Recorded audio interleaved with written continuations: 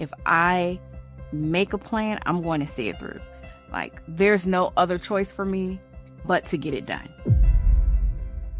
Welcome to Do Small Business Like a Big Boss, where we explore the real stories, hard-earned lessons, and game-changing strategies of entrepreneurs who've moved beyond the side hustle and built businesses that scale with confidence. This show is proudly sponsored by Project Icon. I'm your host, Aisha Jorge Massengill, your small business legal guide. Let's dive in. Hey, bosses. Welcome to the latest edition of Do Small Business Like a Big Boss. I am your host, Aisha Jorge Massengill, your small business legal guide. And today, we are chopping it up with Myown Holmes, owner and senior strategist of Socially Polished.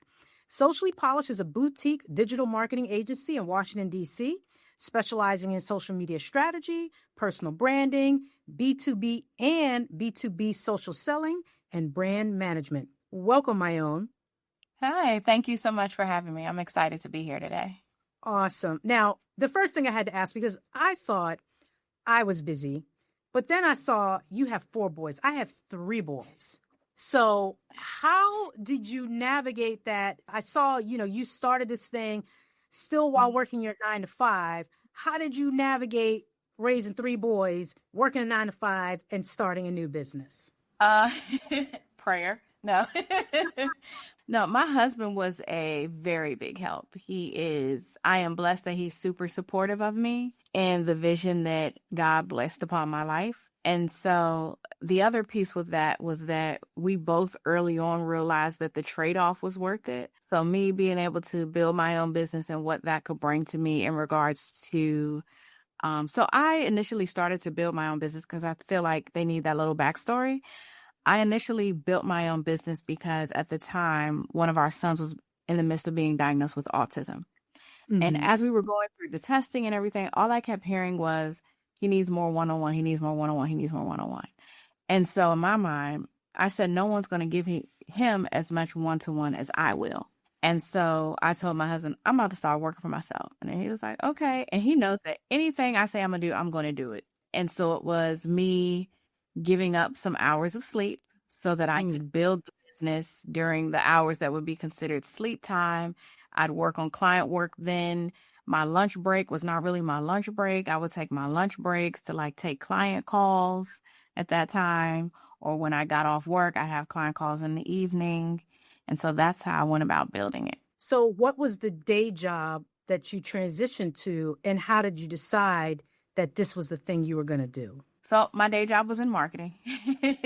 I often tell people I just cut out the middleman. Okay. So my day job was working in marketing, but I worked for a healthcare company in marketing. And so some of the marketing I had to do was boots on the ground marketing as well. So going to visit physician offices, hospitals, et cetera, and having meetings.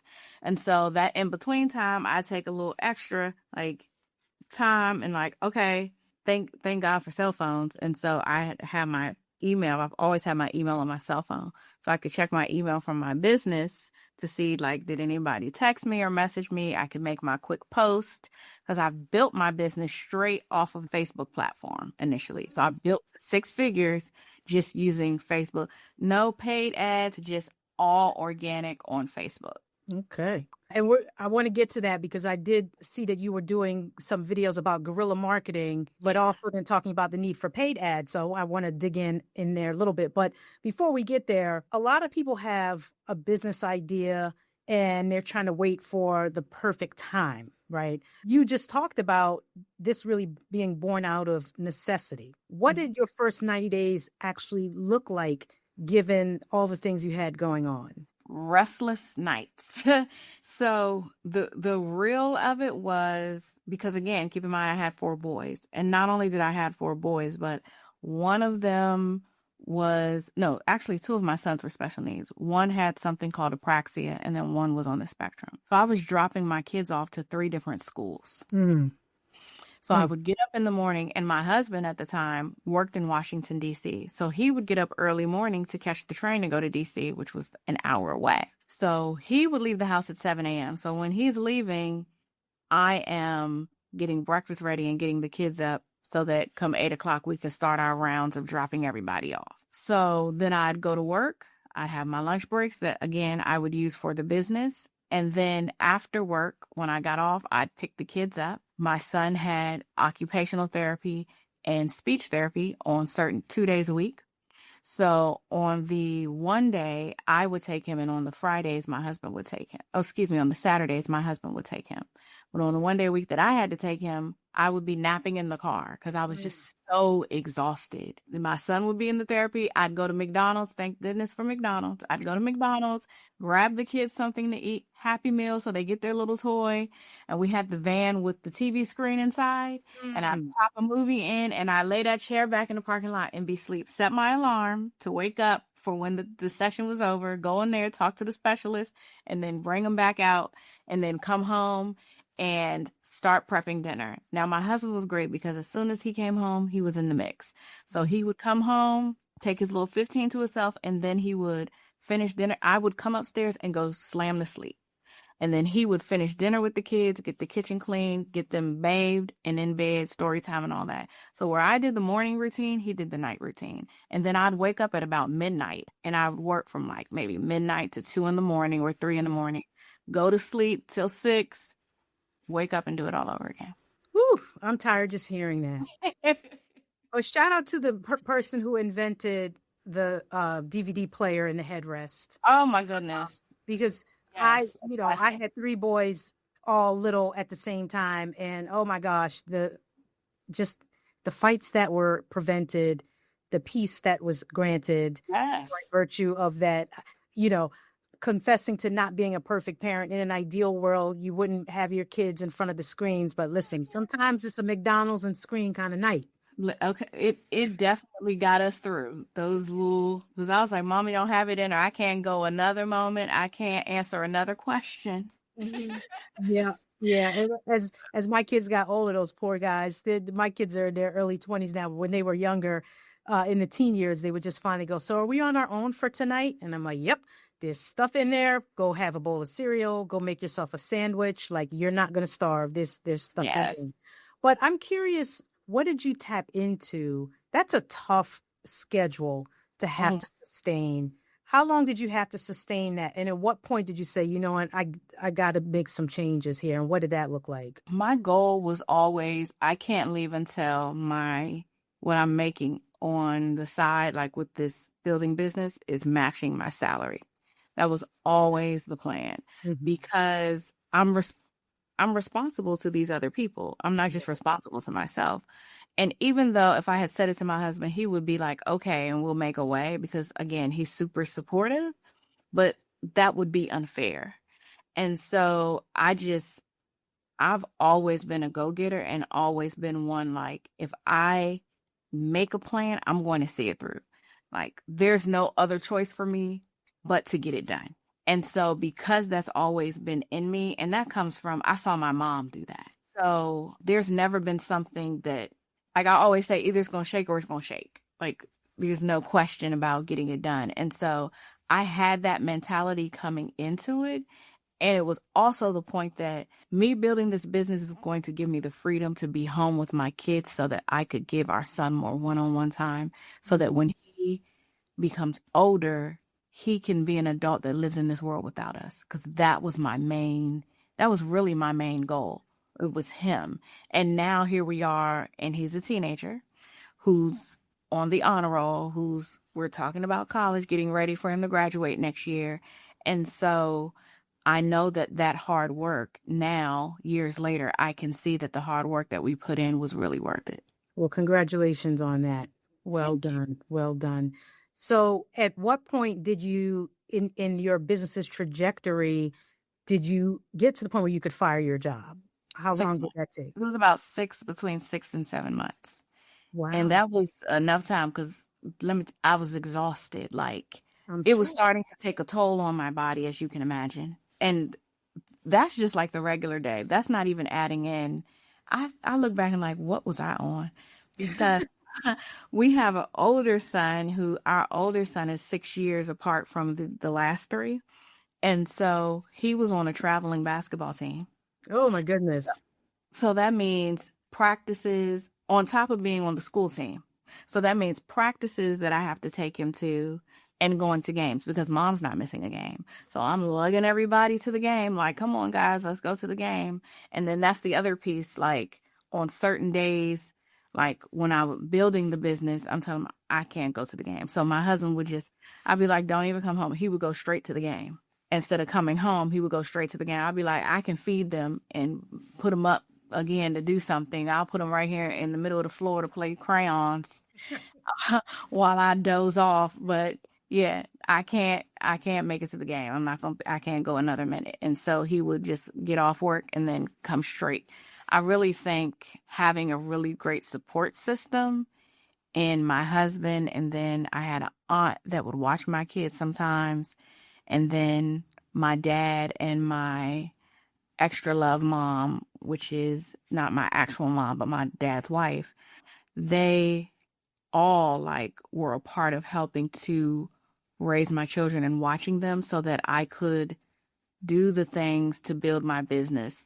So at one point, one summer, my dad had my kids the youngest two for like a month. And that gave me like less pressure. Then I could I'll put the other two in a program from 9 to 3. And so then I won't have to worry 9 to 3. I have my time. This is once I left my job 9 to 3. I can then go ahead and work on building my business in the summertime for 9 to 3. And I know I don't have any, I have undivided time.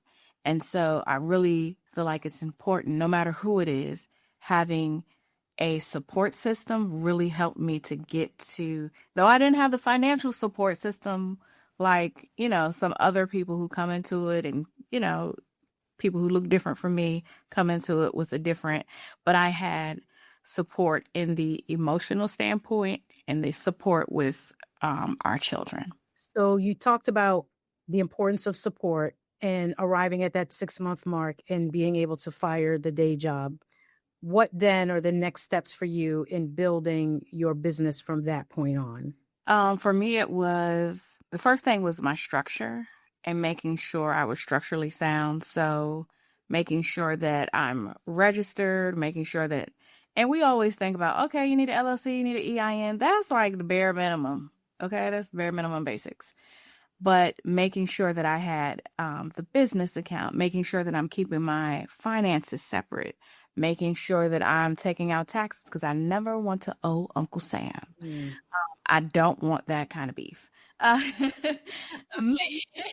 Just saying, making sure, getting the website done and making sure that I'm set up professionally, then making sure that I am registered to be able to do federal contracts, right? Because now it's different types of money and different clients that I can have. So expanding my client portfolio from just small business owners to working for, the government or corporations, but making sure that my business is sound and concrete enough to be able to handle that influx of clients as well.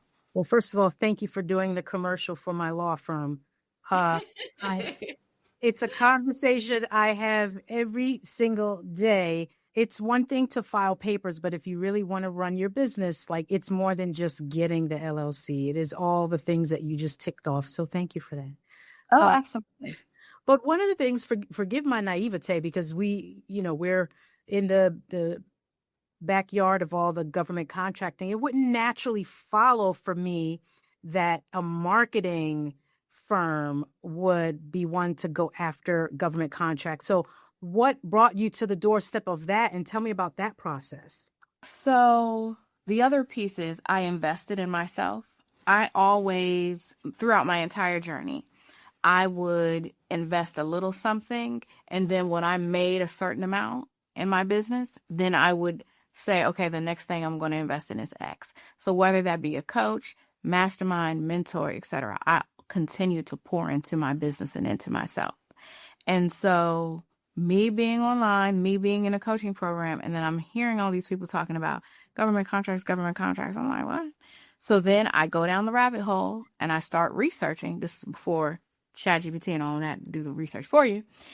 And I'm like, okay, they have all of these contracts out there for me, and the work that I'm doing over a year span, I could literally do the same thing in a 3-month span for someone and get paid the same. Like, okay, I need to work smarter.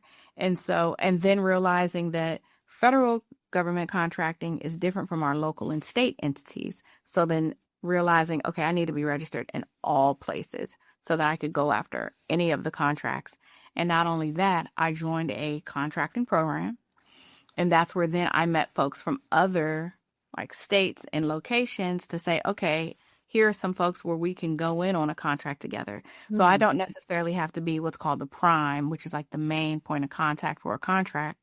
I can go in on a contract with someone from Texas in Houston, and they're the prime, and I just do X portion of the work. So I do the marketing portion. They may do the full-on strategy. And then someone else like you may be the lawyer who reads over the contracts. And then once all of that is done and they need to market said new program or offer, then I come in and do the marketing piece. Fantastic. Was that a key in kind of stabilizing your company financially, or what were some of the other levers that you pulled to do that? No, that was actually a way to diversify my revenue. Okay. Stabilizing was getting clear, like something that I talk about all the time is being very clear on my avatar and getting clear on my messaging and who I'm targeting. That was my way of stabilizing and being consistent.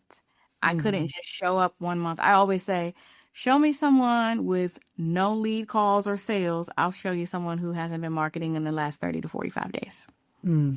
Because you marketing this week doesn't mean the leads or the calls are going to be booked on Friday. That's not what that means. It means that it takes time. It's just like a garden. So your business and marketing is just like a garden. You have to plant the seed, you have to water it, nurture it, feed it, and then, right, your garden will start to sprout up and grow. The leads will begin to come. And so it's the same thing. And so realizing these pieces, again, taking what I knew in my 9-to-5 and transferring it into my own business and being adamant about always be marketing. No matter if it's a slow season, I'm tired, I'm stressed, I have to continue marketing. Because the other piece was I was the face of my business. So because I'm the face, I always have to continue to show up. And so in doing that, and then being, again, that foundation piece, knowing my numbers, right? It's not just about, because the revenue that comes in is not all yours, right? There are operation expenses. Then I started to grow. So now I have a team. And so I have salaries that I have to pay. Now I have these taxes that I'm going to have to pay. Now I have other, like, again, I'm investing. So trainings, etc., that I'm paying. I'm going to events. So now I have travel that I have to pay for. So you have to take into accountability all of those pieces. And so once I realized, okay, knowing when I have peak season in my business versus when I have a low season, knowing my churn rate of clients, churn rate meaning how often are clients coming in and going out, and then knowing what my retention rate is. And so really knowing my numbers. The one I will say, hiring a CPA, though it like hurt my heart to pay for it. Hiring a CPA and investing in a CPA really, really helped me, because my CPA told me when I was able to hire another person. Because I'm like, oh, I can hire so-and-so. And it's like, wait a minute, boo. Because let's look at your churn rate. Let's look at what you're charging. And so sitting down with my CPA, right, on a quarterly basis, reviewing my numbers. And then when the end of the year comes, then he's telling me like, hey, here's what you have in position. Here's what you made. Here's what went out. Here's how much we're paying in taxes. But hey, here's what you can do next year. And here's some ways that we can like make your money work for you. So then again, it's like having your dream team, because then working with your CPA and then bringing in your lawyer, because then, okay, now I was an LLC. Now I need to be an LLC S Corp, right? So because I'm trying to keep as much money as I can. Right. And so realizing that you might start off as please don't do this. And I know you can speak to this. Please don't sign off and register your business as solopreneur. That's the biggest thing I can give you. Right. But being a solo LLC is different. And so, and then being an LLC that's an S Corp is different. And so then my CPA telling me when it was time for me to change over, then going to, because I have been a firm believer now to work in my wheelhouse. That's marketing. That's what it is. My wheelhouse is not to do what a trademark officer can do, is not to do what a registrations, titles, and trust lawyer can do. That's not my business. Yeah. So to hire what I don't know so that I can make sure it's done efficiently and effectively. And so doing those things help to create a sound and stable business for me. Let the church say amen. There's so much to unpack there. Just first of all, for the listeners, definitely get your own CPA. When you are taxed as a solopreneur, number one, you don't have the liability protection that you get from having the LLC, but you're also not advantaged from a tax perspective. And then the LLC gives you the protection, but doesn't necessarily give you the tax advantage. And you have to be making a little bit of money before you can take that designation as an S Corp. So the S Corp is not the structure. The S Corp is a tax designation that tells the IRS to be nicer when they tax your organization. So I am not a CPA. I know enough to be dangerous. So please make sure you check with your CPA on these kinds of issues. But I think you started to pivot into some of the things about consistency and sowing seeds. And I would say, like, having the patience, even in my own business, sometimes you have this sensation of shouting into the void because, like, you're doing all of this effort and you're like, is anyone out there? And then slowly but surely, you know, people come, I see you everywhere. And I'm like, I'm not everywhere, but I'm there enough that you know that I'm there. Great. You just start to see little kernels, little things start to bloom, but it is a long game, the consistency. And I wanted to know, when you have a brand new entrepreneur that doesn't have much social media presence or other mechanisms for marketing their organization, where do you actually tell them to start? You talked about Facebook, but walk me through how you get to that ICA and how you tell them where to start. So where you start is based on where your client avatar is. So I don't off the break say, start on Facebook, start on LinkedIn, no. We look at where's your client, the purchaser, where are they hanging? So that potential client or that potential customer, where would they be? And where would they be most attracted to your content and reviewing your content? And then I always say the power of one. And so for me, that means one funnel, one platform, one offer. Because so many times we have 500 offers, we're trying to be on all the platforms initially, and then we are making all this noise and you're not able to hone in on your messaging. You're not able to hone in on what's working and what isn't, because you're trying to be everywhere. And then most of the time you're not tracking any data. So if we stick with the power of one offer, one funnel, one platform, meaning one social platform that you're on, then you can really take the 90 days, dial it in, tune it up, and then be really effective. Then from there, once you either hire a marketing team or you've done well on the first platform, then you can expand. And then that's where it becomes being omnipresent, repurposing your content so you can be on multiple platforms. So how do you talk to, an early stage entrepreneur to resist that temptation to try to be omnipresent? Because just generally, I think, even in my personal life, there's just so many apps. And I've told my friends, I am not joining another thing. You ever talk to me through these couple places, I'm not going to another platform. So how do you get people to focus and dial in on those, that one or two platforms when they're starting until they perfect it? I give it to them in the example of, it's the difference between going outside and me going to a neighbor's house and ringing the doorbell and speaking to a neighbor versus me going outside to a stadium with what's that the little thing that's like this, where it's like record, like you yell into it, like old school cheerleader, bullhorn, trying to get the attention of the folks. That's the difference. And so if you can, and the other piece I say to people is because mainly everyone works or either has worked a 9-to-5. So you gave your 9-to-5 5 years or 5 days or 20 days. You mean to tell me you can't give this one platform 90 days of full effective attention? That doesn't make sense to me. But you gave your job 5 years to do whatever, whenever, however to you. And the outcome still became the same. And yet a little bit of increase, a 2.5% increase, right? As opposed to if we're saying we're going to be consistent and we're going to hone in so that we can increase our marketing and increase our leads and in turn increase the number of sales we have, why not? You really have nothing to lose. Yeah. Rather than trying to be everywhere and nowhere at the same time. I like that, like the bullhorn. You just shouting.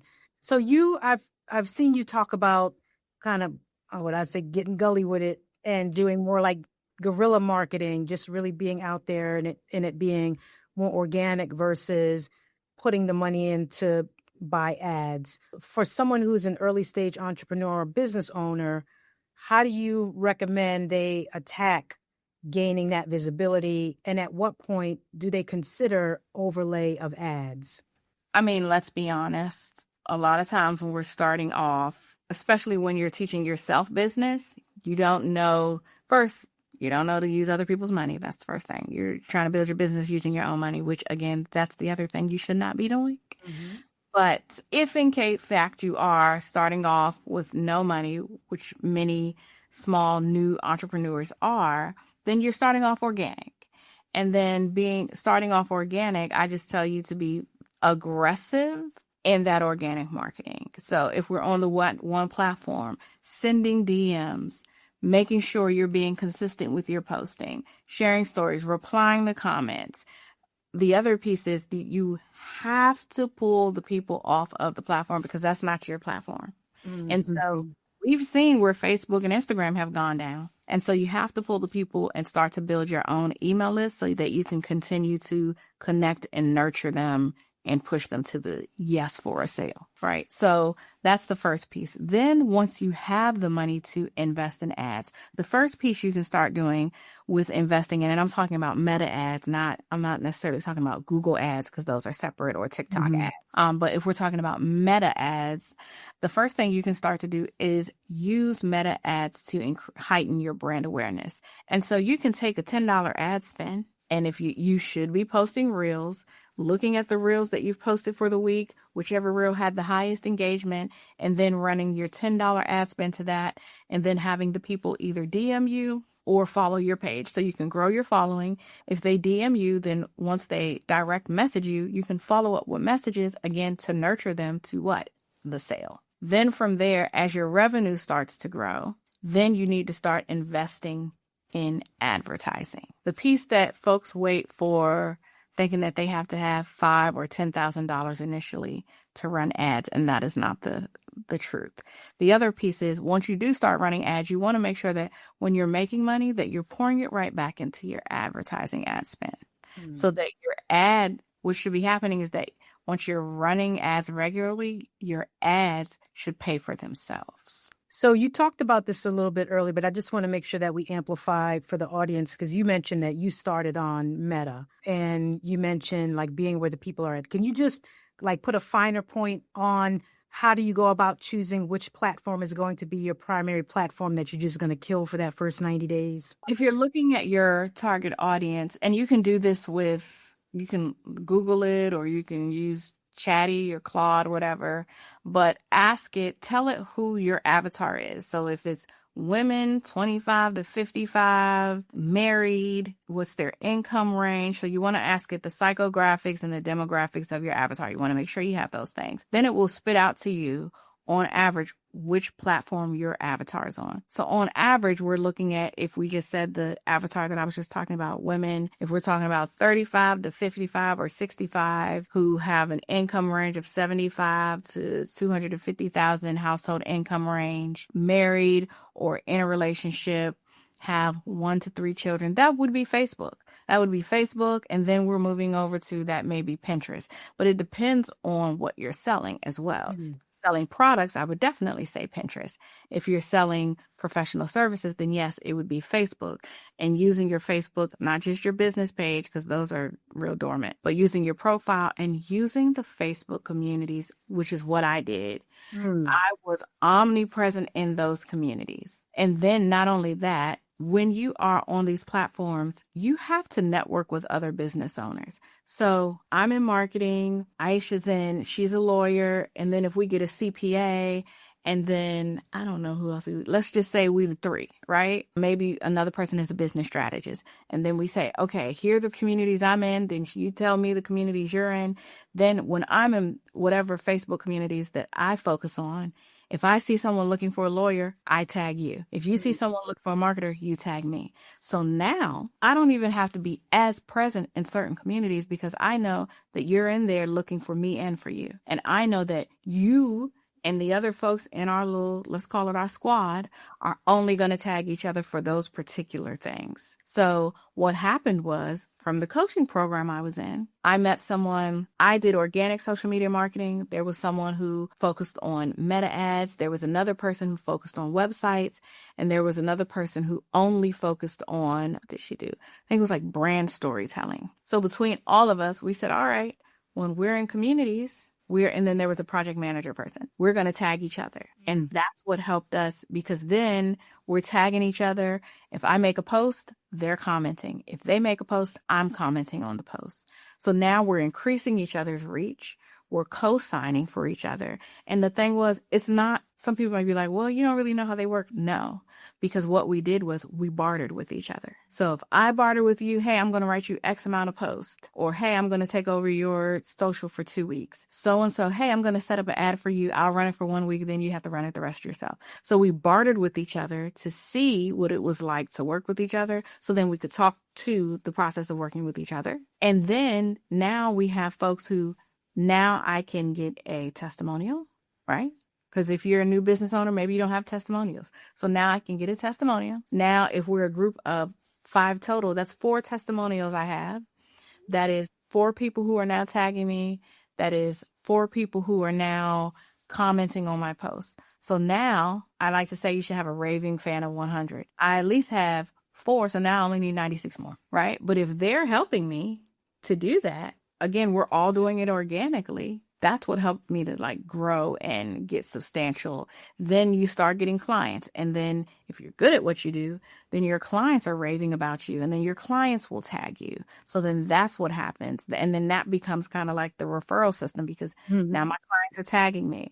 Okay, now my client, if my client's brought in more than 2 people, now I'll say, hey, I really love that you are sharing, my work with other folks. Let's talk about a joint venture or joint partnership or an affiliate partnership. And that's where I can give that client a discount or say, hey, you bring X amount of people, you get a month free, or whatever that may look like for you. So now, again, you're adding to the amount of people who are raving about the work that you do. Yeah, I think that's so phenomenal, because I'm about to ask you a couple of AI related questions, but the importance of community and in real life connection, I think, can't be overstated, not only from a business perspective, but your own mental health and survival, to be connected to other humans in this very unique experience. So I hope that folks really rewind that section back, really think about and listen to it, because that power of community to grow your business, to augment the places where maybe you have opportunities for fortification is like really, really critical. And it's wonderful that you all had different marketing people, because I think one of the other things is this sense of competition. Like, well, I don't want to be in community because I'm really competing. It's like, no, there's different lanes. Even as a lawyer, there are different lanes that can be occupied. I do business and employment, but I also do investigation. So if you're a law firm, and like for law firms, for example, the money is in the litigation. So they don't want to do the investigation because that conflicts them out. I'm like, I'll do the investigation and you get to get the big money, right? So there's different lanes that you can occupy when you think about your business and collaboration with other owners, at least for me, especially in the B2B space.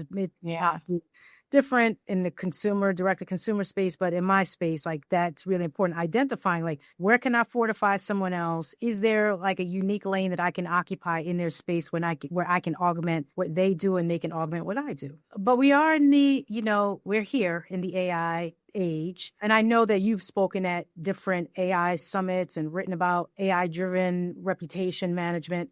So for the small business owners out there who maybe feel intimidated by AI, what's like a simple and practical way for them to get started? The most effective thing that you need to do is first in learning about prompting, training your AI system. So training it in your voice, in knowing your clientele, knowing your business. So feeding it as much information about you or your business as you can. So that would mean, again, that avatar, you should have a brand guidebook, feeding it the brand guidebook.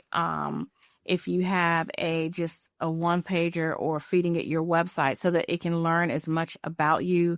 If you have blog posts or social posts that you've written, if you have videos that you've done, transcribing them and feeding all of that to your AI. So now it understands your voice, your tone, the brand, and the essence of your company, so that then when you ask it to do particular things, that it will feel as if you did it. That's the best thing that you can do for yourself and in using AI. The other piece is that I want you to realize that AI is not going to replace you. It's meant to enhance you. And so if we think about AI in that formation, then it won't feel as much like an enemy and, I don't want to feed it things because then it's going to take over my... No, it's going to enhance and help you. So if you think of it like a helper, then I think it'll help you it'll get you further with using it in your business. Yeah, I think of it as like having a junior associate, as opposed to like it's going to do what I can do. Because I've said it many times on this show. I say it in real life that AI contains information, but it doesn't contain expertise. You are the secret sauce. You are what brings the fire. So there's a place for AI to make you more efficient. For me, I love to write, but I take a long time. And so sometimes it just helps me. And one of the favorite things I do is I say, like, I do put a bunch of stuff in there, and I'll say, based on everything you know about me, do this following task. Right. Yeah. After I've given it all of that stuff, to be like, don't just give me some generic thing you saw from other people. Because if you play around in the large language models enough, you'll see they start spitting out the same stuff. So I'm like, no, because they're just pulling it from the internet. Right. Yeah. So you have to give them your secret sauce, your flavor to make it more unique to you. Mm-hmm. So just pausing on that for a minute, I want to know, what was the hardest thing for you about building Socially Polished that nobody warned you about? Like, I mean, because you're dealing with the kids, you're dealing, with the transportation, offloading from 9 to 5, bringing on team members. As you look back on your journey, what was like the hardest thing that you just had no idea was coming? I guess it would be two things. One is I'm thinking I'm going to have just this massive amount of time. Oh, goodness. Freed up in having my own business. Because I'm like, I work for myself. I can make my own. No. So I wish someone had told me that. And the other piece was, like I mentioned before, the ebb and flow of business, the high peak and low peak season. And understanding that and knowing that would have really helped me and preparing me for that, so that I can be ready and like preparing me ahead of time for when it's low peak season and we don't have as many client referrals coming in or clients requesting work. So understanding that. And one of the pieces that could have helped me sooner was knowing that I could use other people's money. Building up my business credit, learning business credit, like when I first started my business, would have taken me a long way. Yeah. Yeah. I want to talk about something else amazing that you're doing. You also founded the Prism Effect. Yes. For minority female-owned businesses. And I see how you light up even when I say that. Tell listeners about that organization and what inspired you to build it. I say that's my calling. So maybe maybe three or so years ago. I think it's 3. What I was finding was a lot of my clients were in fact minority women, business owners. And what I was finding was that there was a running line, self-included, that was the same for us. We were exhausted. We were overextended. I hate to use the word burned out, but yeah, burned out. We didn't have all the tools that some of our counterparts, which would be like, white women and white men, that they had.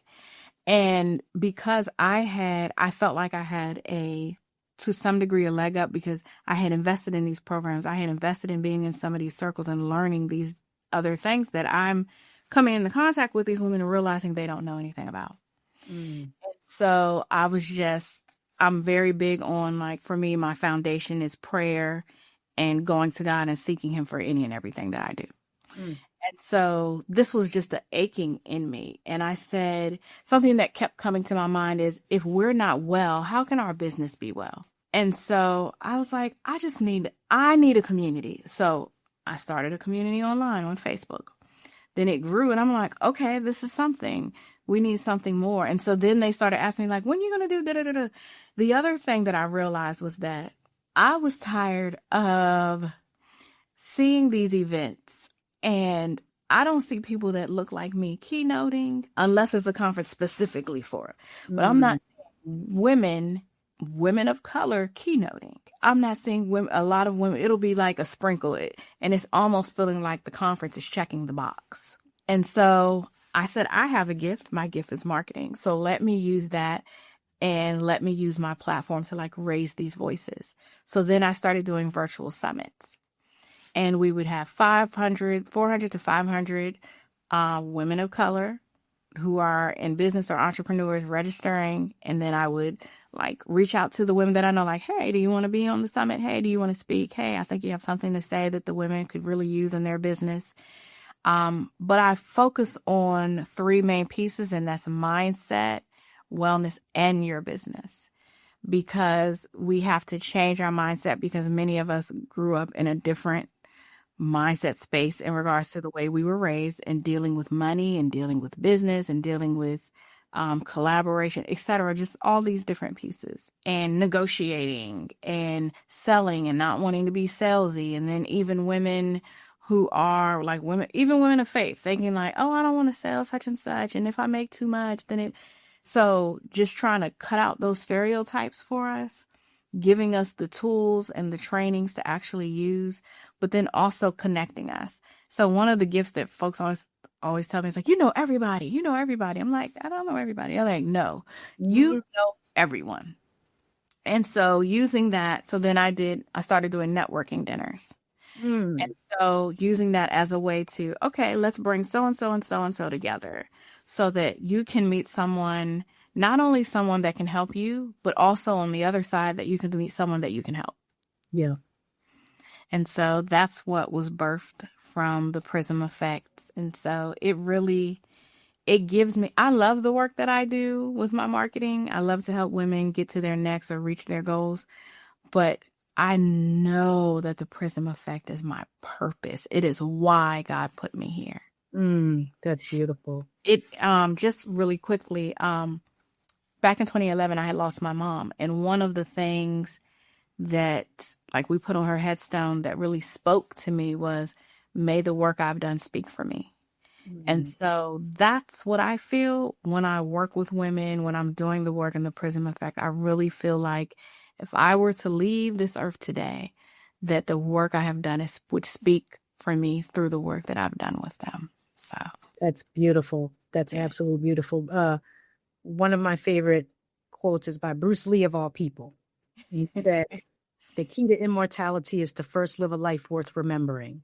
Oh, yeah. That's what you just said. You have to make your mark in a way that people will want to recall. And my aunt will say, be of value, right? Yes. Not just about what you can get, but it's what you give, and it comes back to you is when you take the expectations off. But that's my little side. But the other thing I would say is, one of my mentors talks about the financial trauma that some of us in certain communities are having to overcome. And when I would hear people talk about, like, you got to attack the mindset. The mindset's important. I would be like, wah, wah, wah, wah, wah. But man, got to address your mindset. It is so important. And you have to be of tough stock on this particular journey, because you will get banged around. Like it's, if you didn't have a family member that could donate $1 million to start your business. In either event, I'm going to get you out of these last couple of questions. One of the things I ask all my guests is, when you hear the phrase, do small business like a big boss, what does it mean to you? Do small business like a big boss. Diversifying. That's what it means to me. Not just because we do that. It means two things. And one of them I saw Magic Johnson at a conference I went to. And Magic said, don't get so, like, we start these businesses and they become our babies. And he said, no, you can't do that. You can't get so attached to your business, because then when it's the right time to sell, you won't be able to sell because you'll be so attached. So he said you have to detach from your business and think of it exactly what it is, and like it is a business, so that when the iron is hot, that you can strike and be able to get the best value out of the work that you've done in your business. And so that is one. And then two, diversifying, because we always come in and we start the one business and then we do it the one way. But again, just like me doing business with government contracting, then having like products to sell, having evergreen products to sell, because diversifying is important we never think about if we get sick, if someone in our family gets sick, if you have to take this influx of time off, we're not prepared. Yeah. And I didn't want to be that person, because I had got sick before and I was really sick. And I don't ever want to be in my hospital bed and telling my family to bring me my computer again. So. Well, that is a good point for us to stop, Myown. Where can the people find you when they need to find you? Oh, you can always, of course, find me on Facebook at Myown Holmes, or you can find me on Instagram. I'm Myown Now. I'm on Threads as well. I'm Myown Now. I spend a lot of time in Threads. And on LinkedIn at Myown Holmes as well. Again, I've heard that Threads is like the kinder, gentler, awesome place to be, but I'm like, I just can't do another platform right now. I promise you will love it. I have an account. And so if my son sends me something that goes over there, I will go, but I'm like, I'm just not doing another one. All right, bosses. That's what we got for you today. If you got value out of this episode, please don't forget to like it, follow, and subscribe. It helps get some more ears and eyeballs on the pod. And just remember, build that dream messy, build that dream scared. Just don't build it small. We'll see you next time.